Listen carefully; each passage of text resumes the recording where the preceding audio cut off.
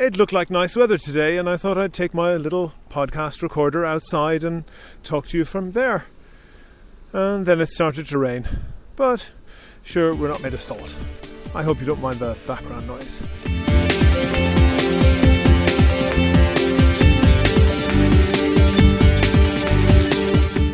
This is Here's How, Ireland's political, social and current affairs podcast, presented by William Campbell. Thank you for downloading episode 162 for the 20th of July 2023.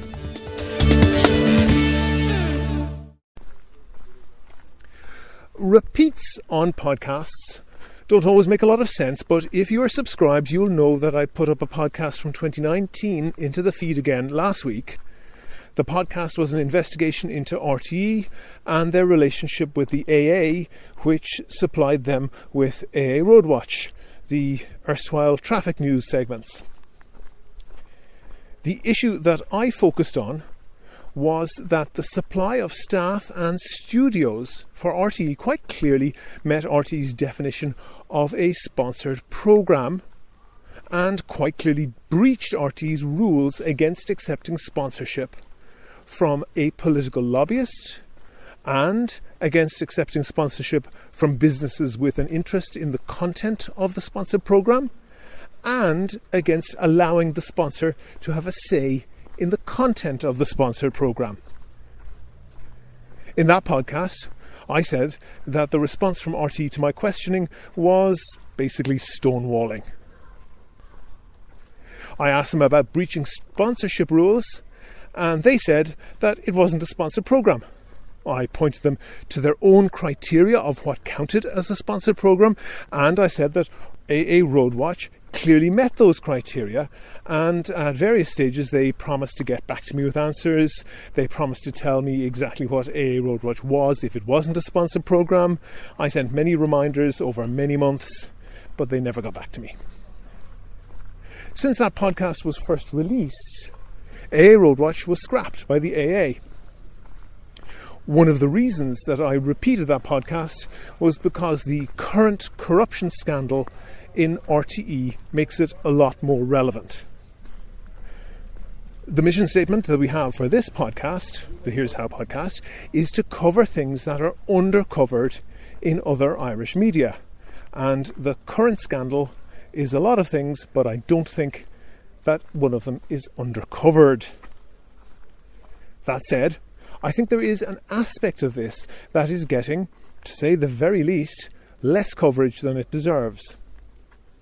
Inevitably, there's a temptation to cover the glitzy aspect of this story when it relates to TV stars.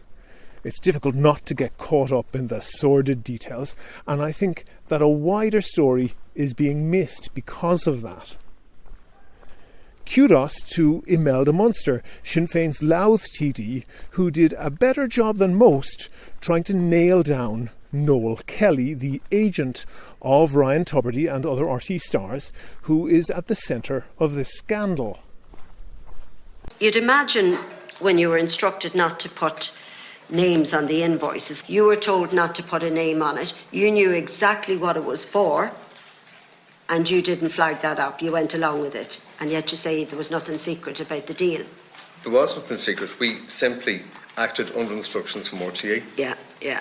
But you knew they were underwriting the deal, and you knew that was the 75,000 payment that was due to Mr. Tubridy. But you didn't put on. We simply acted under instructions from RTE. What Imelda Munster was trying to nail down there was exactly how this dodgy deal got agreed. The secret payments were being routed through Renault Ireland to disguise their origin and were paid on foot of invoices which did not bear Tubridy's name, obviously to try not to attract the attention of anyone who might ask awkward questions. Kelly, you hear there, is trying to shrug his shoulders and say, nothing to do with me, Gov, and points to a memo to the agreement from RTE to him, instructing him not to include Tubridy's name on the invoice, as though he had no idea why they might do that, when they were all perfectly aware that Tubridy had gotten stick in public over his salary, and none of them wanted those secret payments to leak out. Where does that tally with the fact that you knew that the two payments that were going through for 75,000, the tripart agreement was struck, right? Yes. You knew that they were for yourself as part of that tripart agreement, but you would have also known that RTE had agreed to underwrite that agreement. So in fact, it was the taxpayers, it was the licence fee holders that were paying that money. As I understand it, there was a relationship with Renault that would sort that out. No, the second and third one we're talking about. Yeah, but am I not right in saying With all that the respect, second and third one? no. I just feel that I was always under the impression that money was from Renault. Isn't Renault. It? Yes. But you received 345,000 extra in payments. Now, Was underwritten by RTE. So Yeah. the taxpayer. I really dispute that.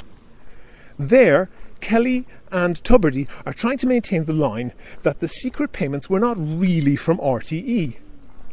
Now, I'm careful about the defamation laws on this podcast, but I have no hesitation in saying that that's a lie. To the extent that they're claiming that the secret payments originated from Renault Ireland, Noel Kelly is lying, and Ryan Tubridy is lying. The money was essentially laundered through Renault Ireland to disguise its origin, to hide the fact that it was a payment of RTE's money, taxpayers' money, that was not being included in the publicly declared salary for Tubridy. And they weren't the only people lying. The former Director General of RTE, Dee Forbes, said that they related to work done for RTE by the agent Noel Kelly at a cost of more than €1,200 per hour. However, Ms Forbes subsequently revised that explanation and later advised the RTE board that the invoices related to that tripartite deal between RTE, Renault and Ryan Tubridy. RTE's auditors initially questioned those payments on the 7th of March of this year. The invoices were then had been submitted by CMS Marketing, that's a UK company owned by Noel Kelly, and they related to the years 2021 and 22, totalling €150,000.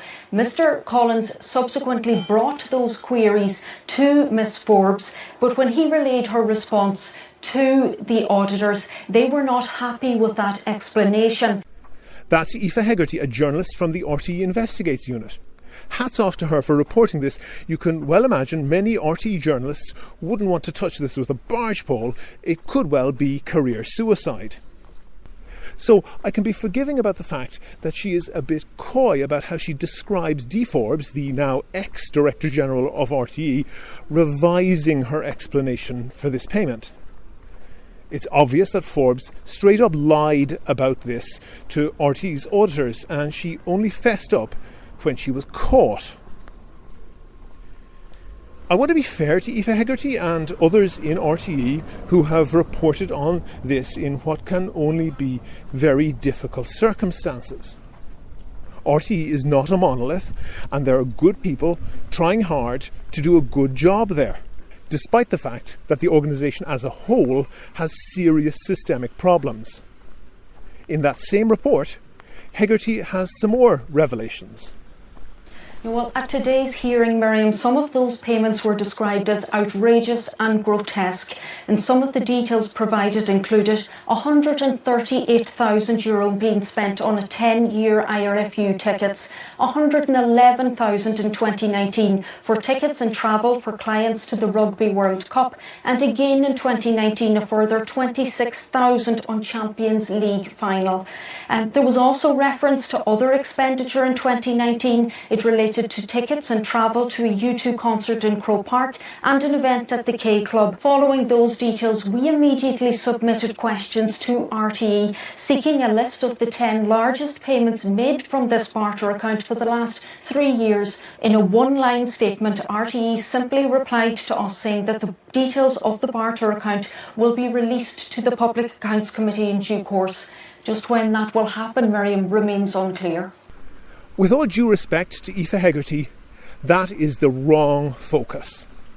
For sure, those things, 70 RTE people going on luxury outings to the K Club, they make great tabloid headlines, but they obscure the real story.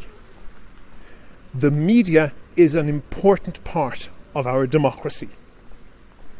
The coverage of politics is important, of course, but the coverage of wider issues like how the economy and big business impact our lives is just as vital.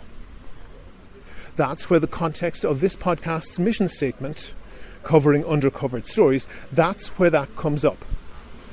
Why in the hell has nobody in the Oireachtas committees, no journalist covering this, certainly not Aoife Hegarty, not Micheál Lehane, not Paul Cunningham, why in the hell has not one of them asked Renault Ireland what in the name of bejesus were they doing participating in this corrupt scheme to mislead the Dáil and mislead the public about Ryan Tubridy's salary? Accountants are famously cautious and risk-averse. According to the information in the public domain, they had no financial motive. The scheme was designed to be exactly revenue neutral for Renault Ireland. What sort of idiots were Renault being, getting mixed up in a scam that was at best a serious reputational risk for them? At worst, potentially, it was a criminal enterprise. Why didn't they tell Dee Forbes and Noel Kelly to take a running jump? And why doesn't anybody ask them why they didn't tell Dee Forbes and Noel Kelly to take a running jump? I'll tell you why. Because the relationship between RTE and the motor industry is a million miles away from being a normal commercial relationship. The motor industry is gigantic. Remember that not a single car has been manufactured in Ireland in decades, but the total revenue from car sales alone in Ireland is well over €3 billion a year. And over half of that is in the hugely profitable SUV market. To be clear, that's just cars. It doesn't count commercial vehicles, motorbikes, or anything else. And if you own a car, you'll be acutely aware that buying the car is by no means the only expense. Vast amounts are spent on fuel, on insurance, on repairs and maintenance. And it's no coincidence that all of those markets are very prominent advertisers on TV and radio. But gigantic as that spend is, it's not even close to the total. There's a lot of talk about the hard-pressed, overtaxed motorist. But the reality is that motoring is expensive because it costs a lot of money. And the extra taxes that motorists pay, the VRT and motor tax and the like, they don't come remotely close to covering what the Exchequer spends on motoring. Take the Castlebar bypass, for example.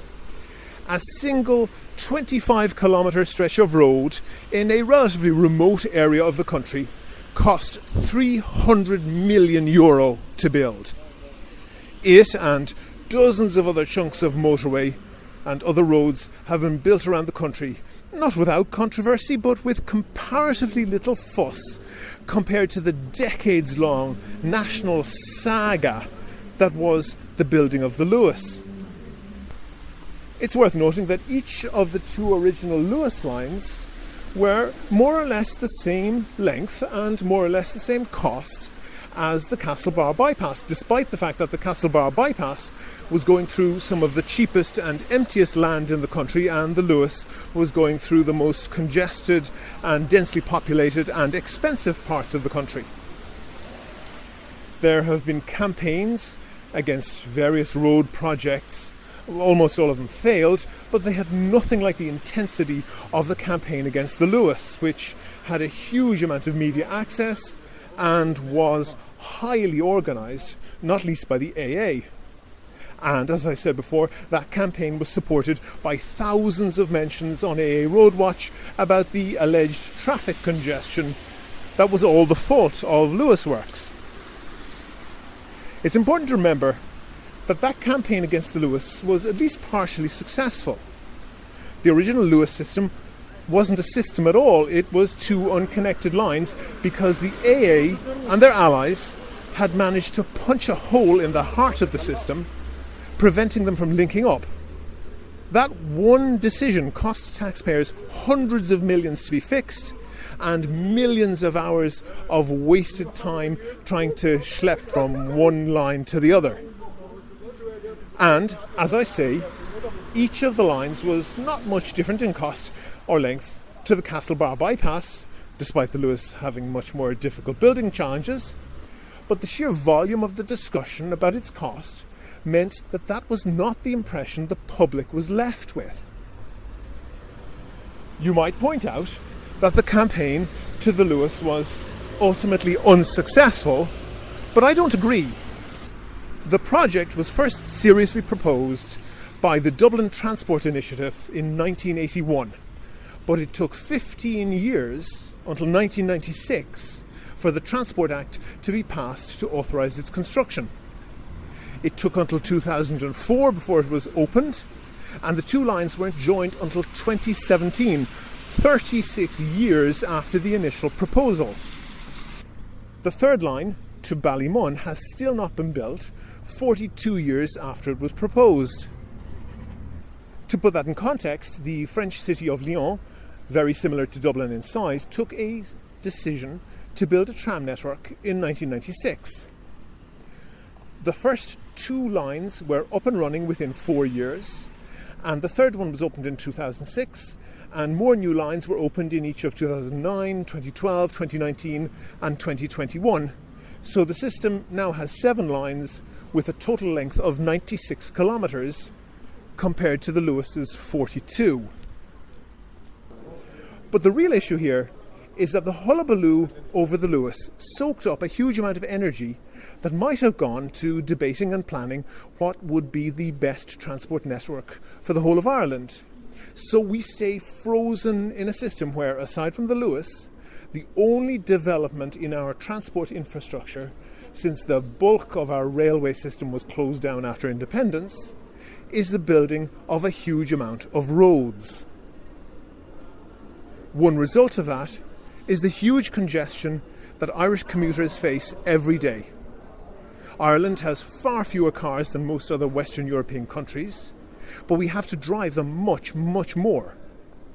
Irish people can only manage an average of about 180 kilometres by train each year, less than half the distance of the average Norwegian. That's the next lowest country in Western Europe.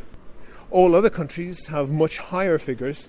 The French travel an average of more than 1,000 kilometres per year by train each. Ireland is by far the Western European country with the lowest population density, but despite all our space, many of us face horrendous traffic congestion.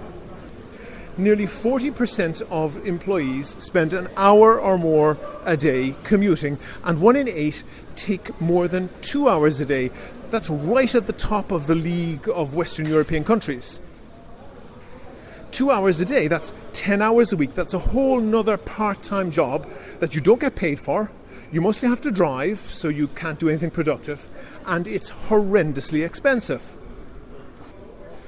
So you can understand why more than half of new cars are SUVs. If people have to spend so much time in their cars, it's not surprising that they want them to be comfortable and prestigious, which is exactly the way that SUVs are marketed.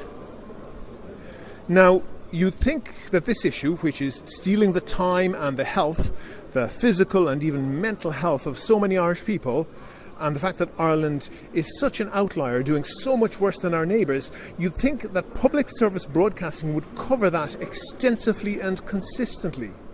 We are the consumers, and we're paying for programming to keep us informed, to challenge authority, and to challenge us with new ideas. So you'd think that the failings of our transport policy would be front and centre for our national broadcaster. You'd think, but instead we get this.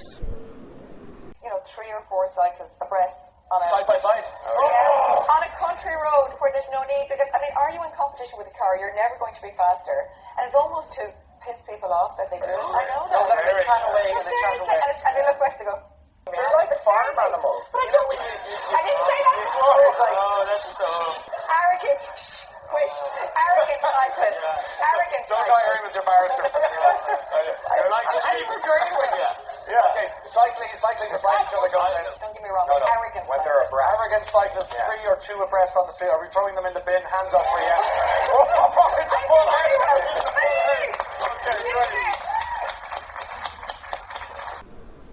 You might expect that type of banter on GB News, but that is pretty typical of the type of coverage that this issue gets on RTE. We now know that not only was that programme sponsored by a car manufacturer, but the presenter there, physically throwing a cycle helmet into a rubbish bin, was deeply personally compromised by a secret financial deal facilitated by that car manufacturer. Is Tubridy serving them or us? Now, I've nothing against them, but with commercial broadcasters, their product is not the programme. Their product is us, the audience, and their customer is the advertiser. It really is true that if you aren't paying for the product, then you are the product. That's where the conflict for RTE comes in. RTE gets the licence fee, it gets millions in direct funding from the taxpayer, and it gets millions more in soft advertising contracts from the state that are really just thinly disguised subsidies. But for more than half its revenue, it relies on advertising and sponsorship, and a huge portion of that comes from the motor industry. These are multi-billion euro companies, and if you imagine that they don't use that advantage to leverage their huge advertising spend, then I have a motorway flyover to sell you.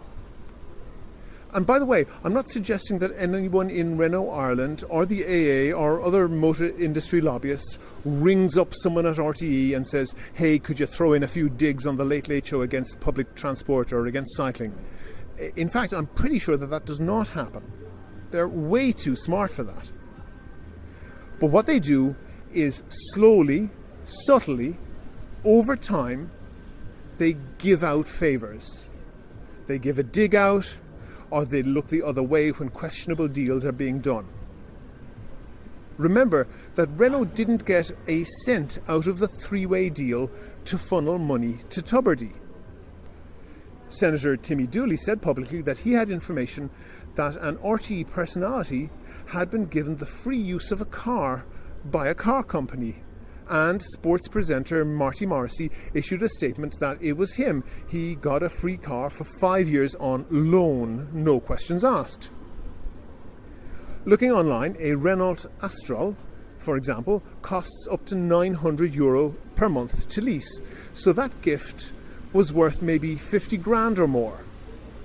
I'd be interested to see how Marty Morrissey reported that on his tax return, but I'd be much more interested to see how the car firm classified that cost in their accounts. Then, hilariously, Timmy Dooley said that he hadn't been referring to Marty Morrissey at all. He was talking about someone else at RTE, so we know that this was not a once-off.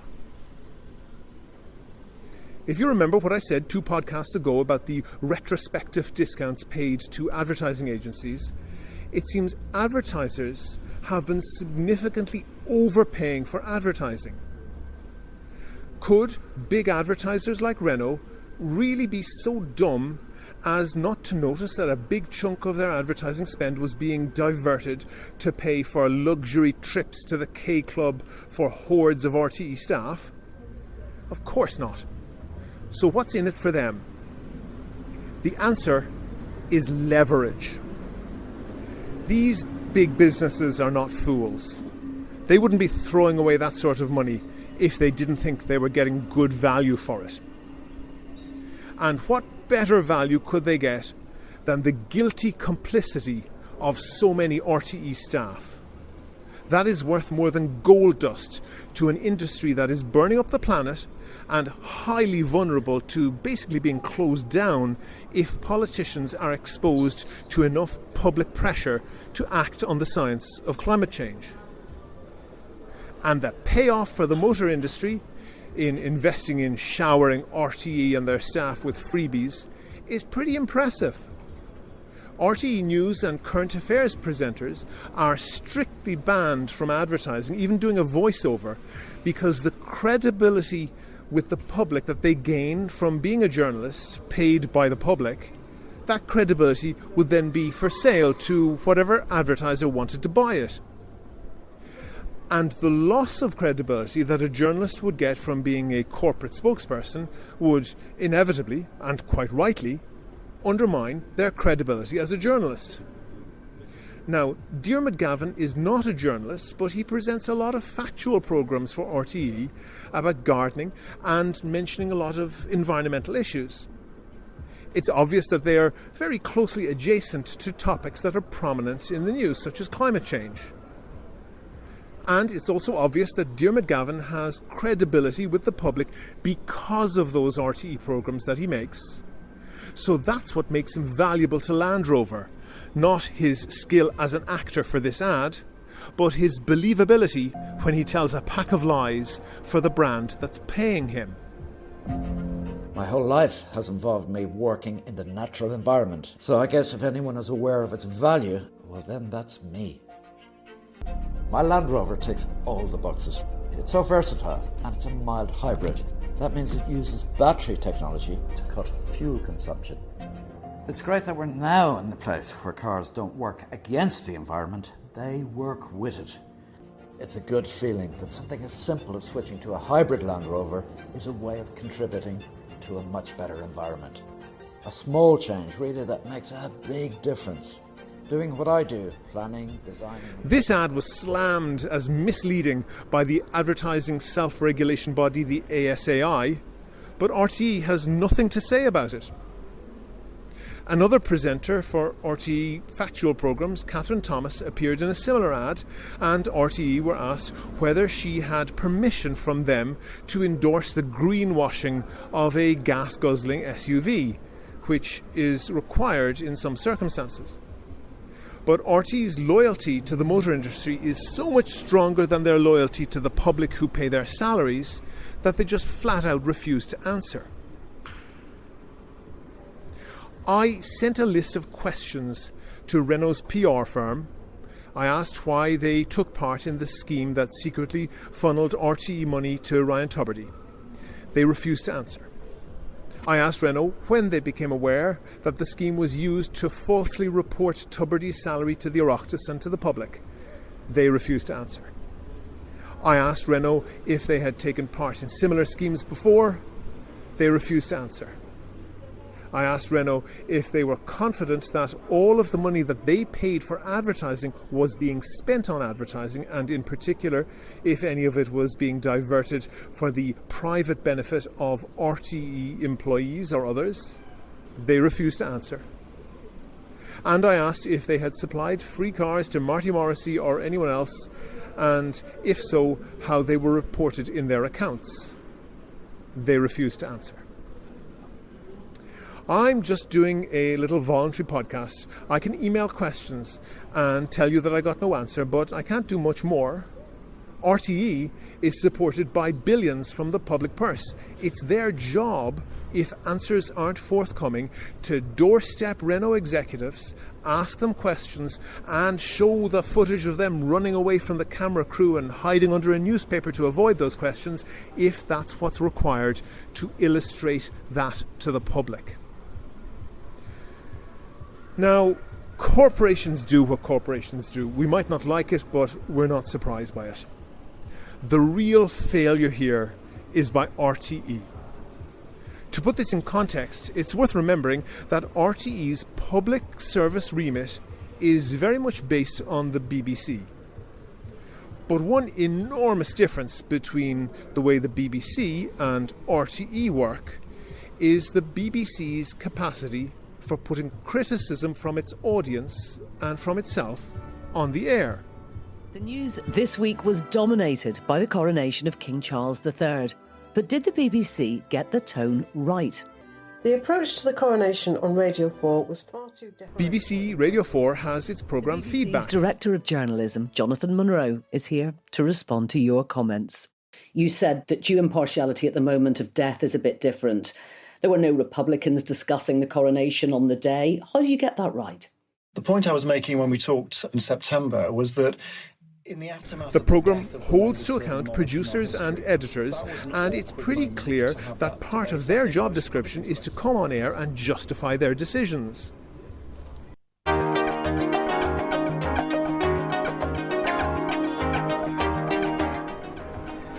Points of View on BBC Television is a more soft focus affair, but it airs correspondence from viewers and listeners and gives those opinions legitimacy.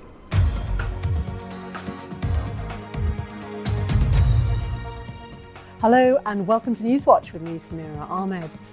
Does BBC News interviewing members of the Taliban risk normalising their views? Lise Doucette speaks to us from Afghanistan about dealing with the Taliban and how safe she feels reporting from there.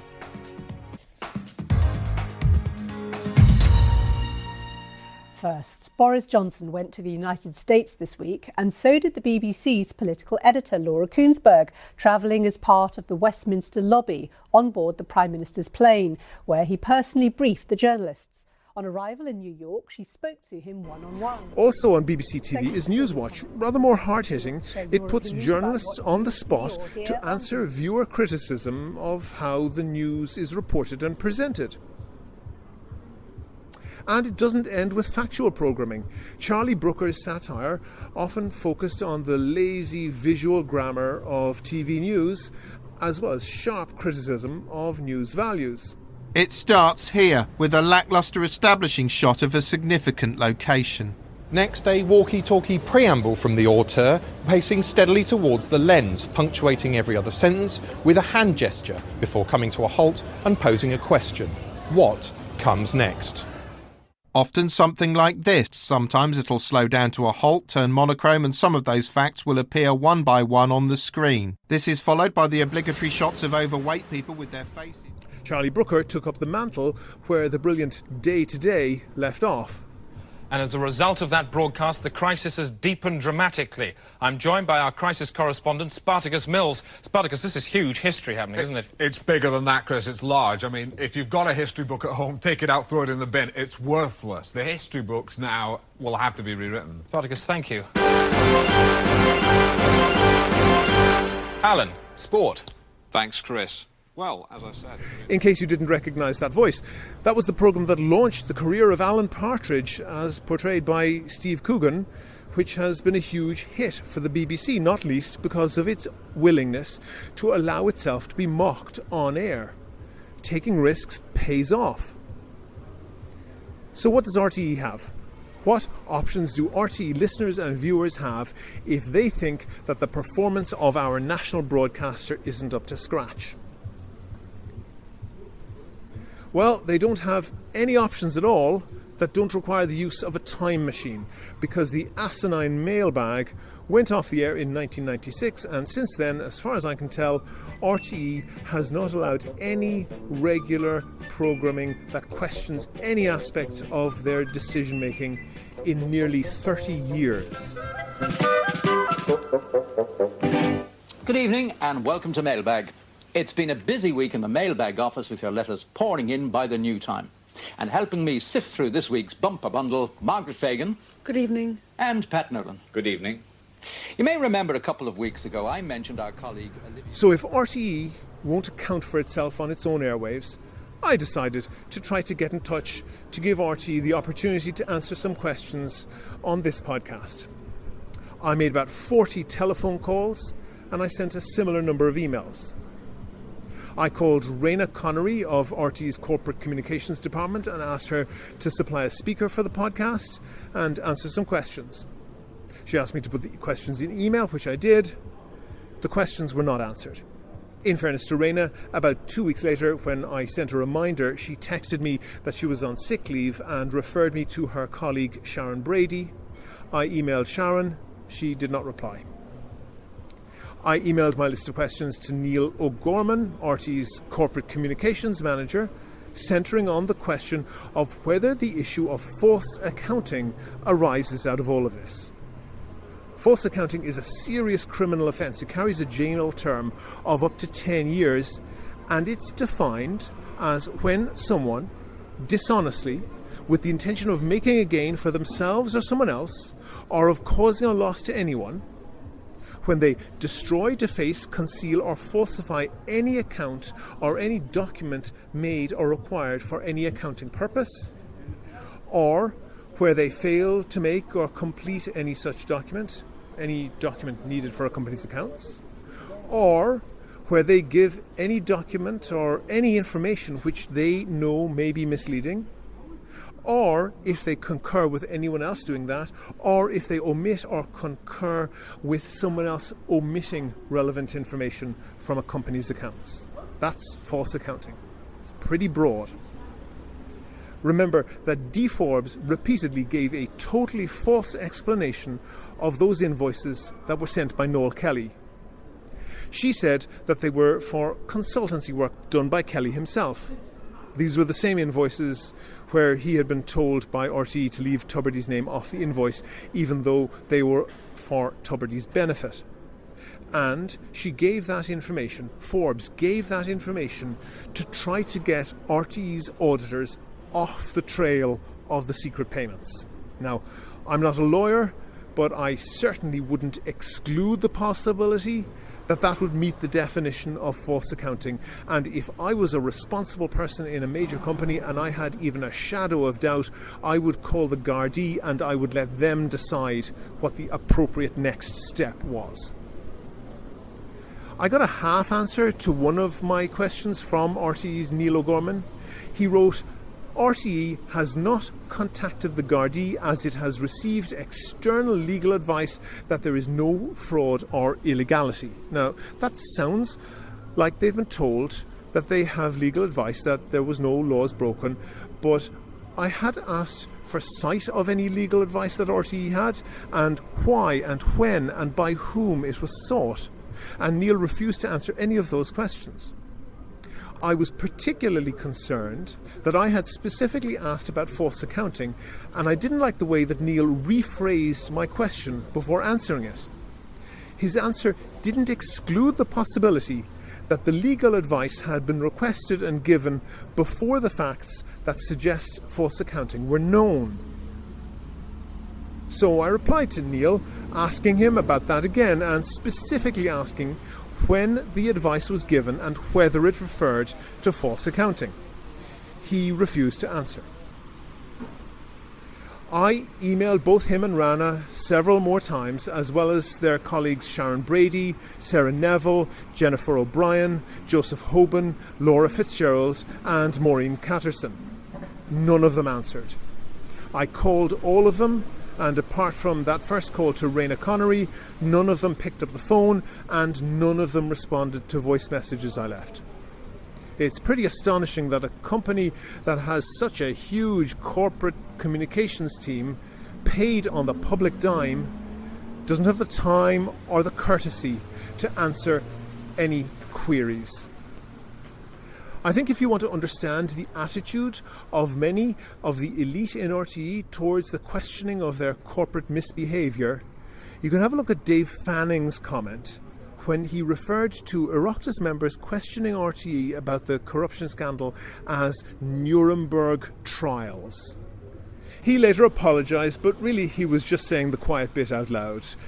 The indignation that many in RTE feel that even the thought of anyone questioning their right to a seat on the gravy train is palpable.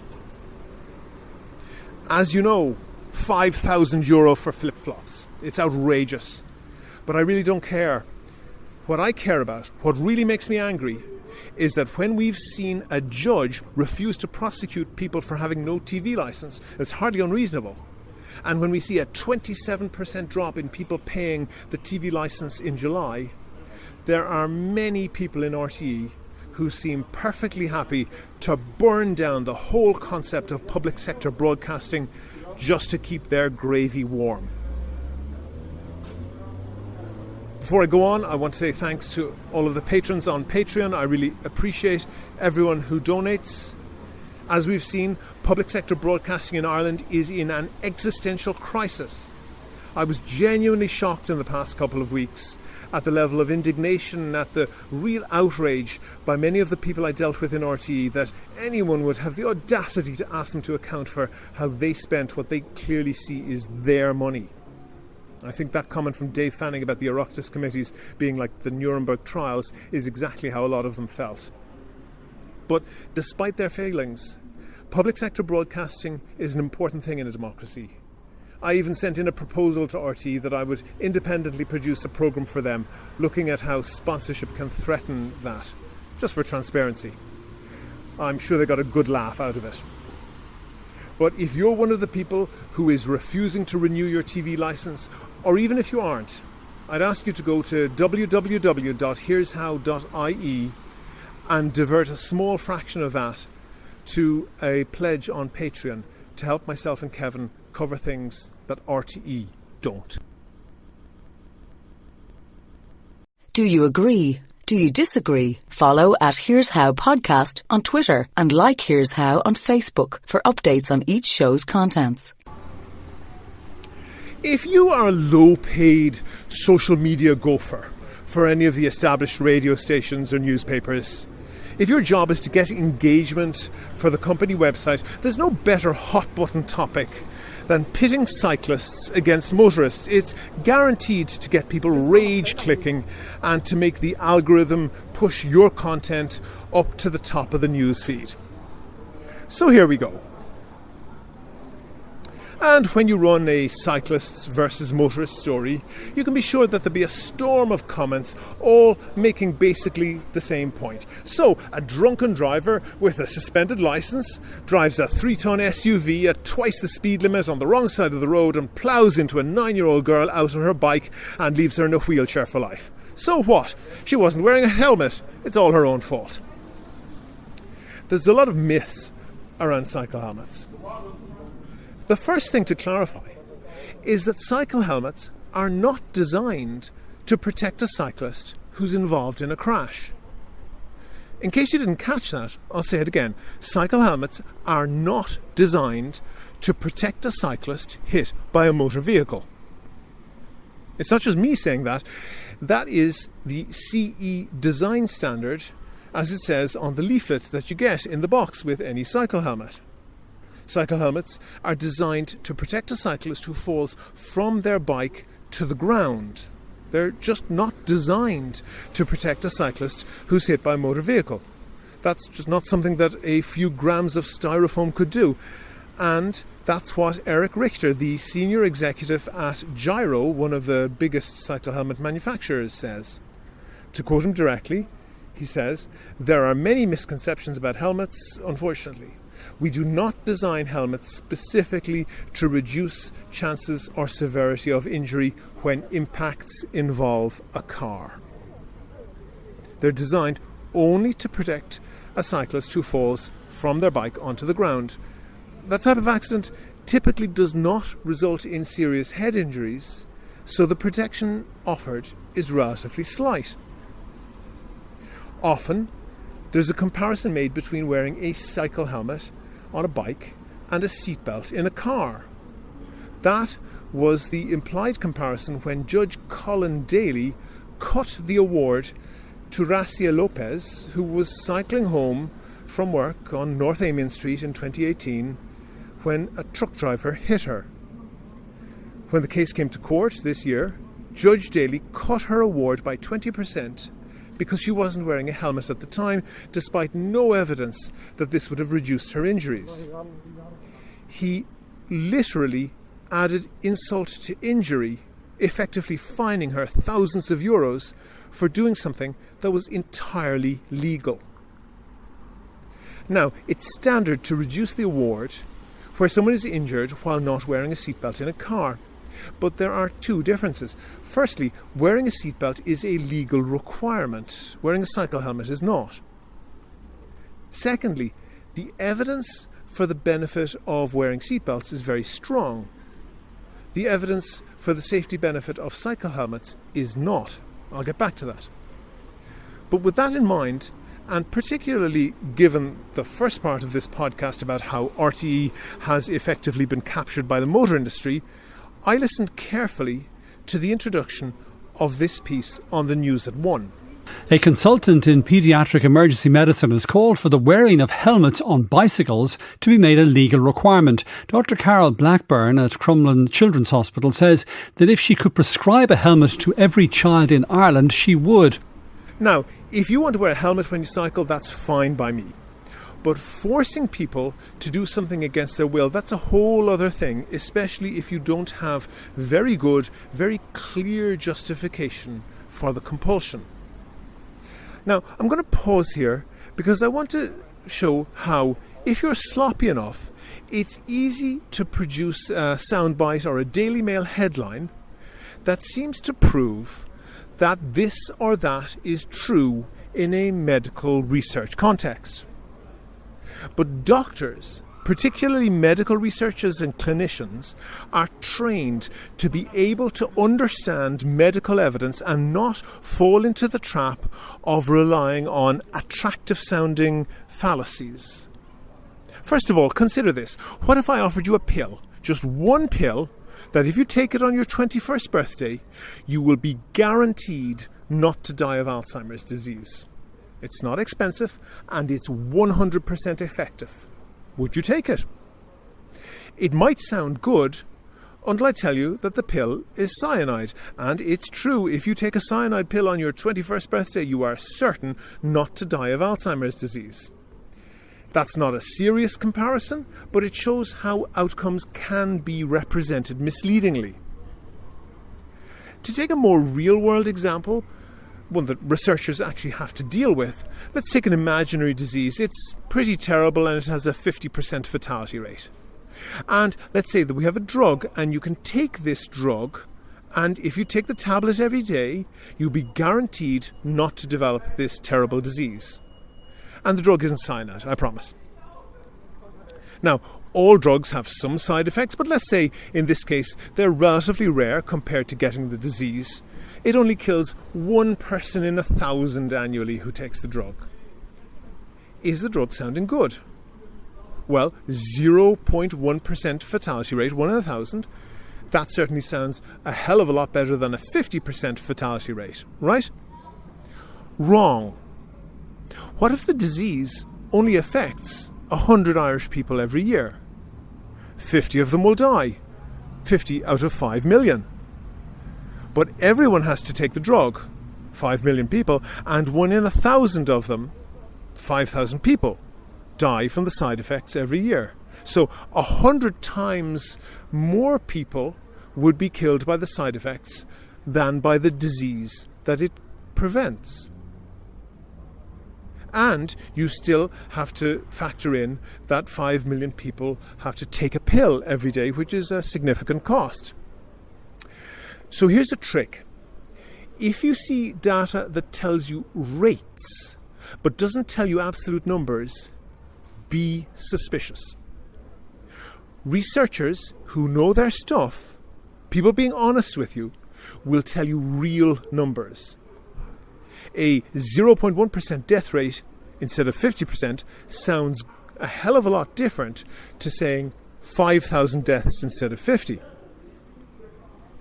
And going back to my cyanide pill, the proper way to evaluate any treatment or any safety measure or any intervention is not to look at whether it works on one particular problem. The right thing to do is to look at the totality of the costs and benefits of the intervention and compare them to the totality of the costs and benefits of not making that intervention. With that in mind, I listened to what Dr. Carol Blackburn had to say, and she said this. The data that we have would demonstrate that the wearing of bicycle helmets for cycling collisions can reduce the incidence of serious brain injury by up to 80%, in fact, in some studies, and certainly can reduce facial injuries by around 2/3. And that's in children and young people colliding with other vehicles or just falling off their bicycles generally. So, percentages, not figures. Red flag. This is really important. This is important because although Dr. Carol Blackburn seems to have a very impressive academic background. She is not presenting the data in a valid way, and she's focusing on a single outcome without telling us about the totality of the effect. Another red flag. Something that we have to remember here is that Ireland is in the grip of an obesity crisis.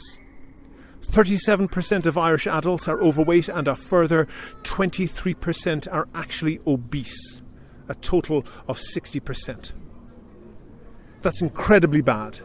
But among children, 25% of them are either overweight or obese already in childhood. The figures are worse still for girls and worse again for children from poor backgrounds. Have no doubt about it. The research is rock solid. Excess weight, obesity, and lack of exercise in childhood are the surest ticket to a lifetime of ill health. And the reasons aren't hard to find. Food is a big issue here, but get this, primary school children, 81% of them don't get enough exercise. In secondary school, it's 88%. A child in an Irish school who gets enough exercise to have a healthy life is an unusual child. The reason why girls are doing worse than boys seems to be that they give up sports earlier for social reasons. But 81% of primary kids and 88% of secondary kids not getting enough exercise to be healthy is a catastrophe that will cascade down the decades. One obvious solution is to get them on their bike. In particular, get them cycling to school and to other regular activities. There's a reason why this is by far the best option. You could try other exercise initiatives like bringing kids to gyms or whatever, but this is prone to the New Year resolution effect. I'm sure you've done it. You have good intentions, you join the gym with one of those post-Christmas special offers, you go a few times in January, and then you give up. If you want to exercise for yourself or your kids regularly over an extended period, making it something that you have to go out of your way to do just won't cut it. Human nature being what it is, it won't take long before you lose the motivation to go out of your way. To keep it up over an extended period, it has to be behaviour that is integrated with your lifestyle. You're not going to not bother with your cycle today because that's how you get home. That will benefit the child, and the evidence is that activity patterns established in childhood persist into adulthood, so it is a lifelong health benefit. That's the reason why I found this particular comment from Dr. Carol Blackburn so pernicious.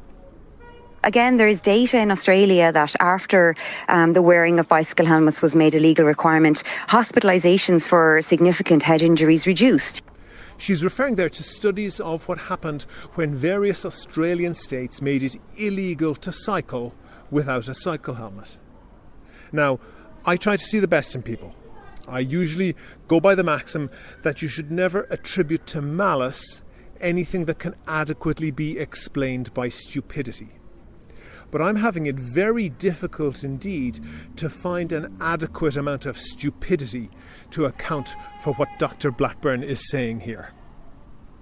I'm very familiar with the research on the results of the Australian laws, and she's clearly an intelligent, well-qualified person.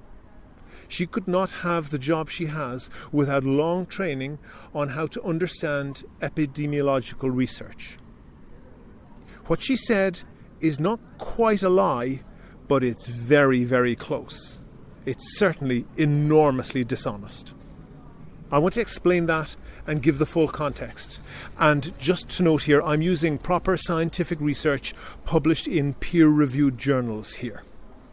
So what she said was that hospitalizations of cyclists for head injuries reduced when cycling was banned unless you wore a helmet. That's true. But the missing context is that hospitalizations of pedestrians for head injuries also reduced when cycling without a helmet was banned. In fact, head injury hospitalisations of cyclists and pedestrians reduced by almost exactly the same amount. Now, I don't think anyone imagines that a pedestrian over here is protected from a head injury by a cyclist wearing a helmet over there. So what's going on here? What was going on was an intense road safety campaign by the Australian police directed at speeding and drunk drivers. So, given that the improvements were the same for both pedestrians and cyclists, the plausible explanation is that that is what caused the reduction in head injuries. So, you might think, it's not very impressive, but better safe than sorry. Surely making cyclists wear a helmet can't do them any harm. And you'd be wrong, because banning cycling without a helmet did have an effect. The number of people cycling collapsed. In Western Australia, for example, when the law was introduced, cycling dropped by between 30 and 40%. Those numbers are from electronic traffic monitoring in Perth. Cycling among children, and particularly teenagers, collapsed by an even greater amount. And there are a few reasons why even that is likely to be understating the effect of banning cycling without a helmet. First of all, this is the absolute number of cyclists, but it's measured in a period when the population was increasing rapidly, so the prevalence of cycling was going down even more sharply.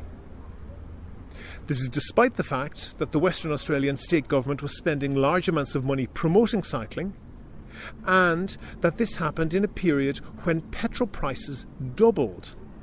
Despite this, the number of households that owned a bicycle dropped, the number of people saying in surveys that they intended to buy a bicycle dropped, the number of respondents who said that they had given up cycling went up, and a large proportion said explicitly that the reason they didn't cycle was because of cycle helmet laws.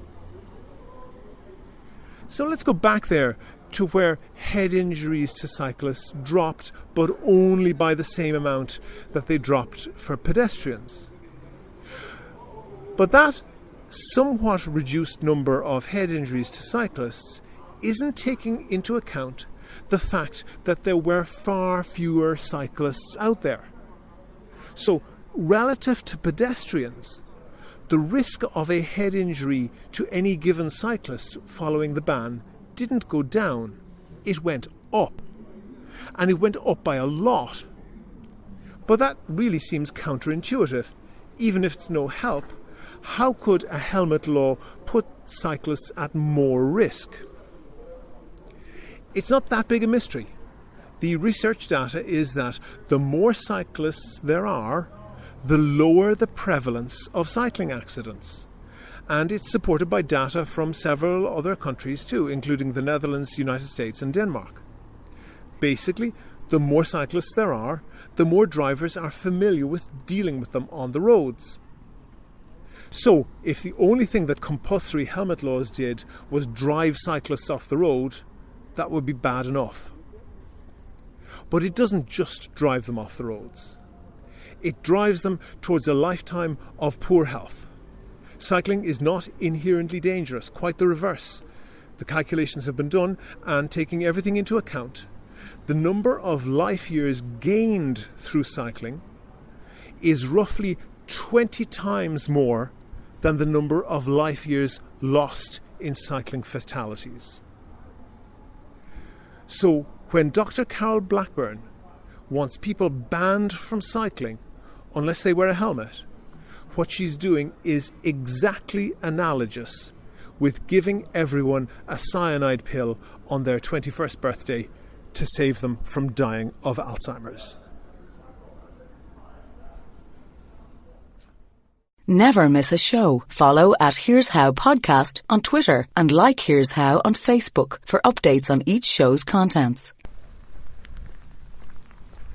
Go to the website for sources and references from the show, and while you're there you can like the show on Facebook, follow the show on Twitter at Here's How Podcast, and get in touch with me if you want to suggest a guest or a topic for a future show. And thanks again to all of the patrons on Patreon. And if you want to join them, a TV licence costs €160. You could sign up to donate 1% of that per show or per month. Just go to patreon.com/here'show. That link is on the website. Also there you can find out how to subscribe to the show for free on your computer, on your phone or by email. All that information is at www.here'show.ie. The Here's How podcast is produced and presented by me, William Campbell. The co-producer is Kevin Wolf. Thank you for listening.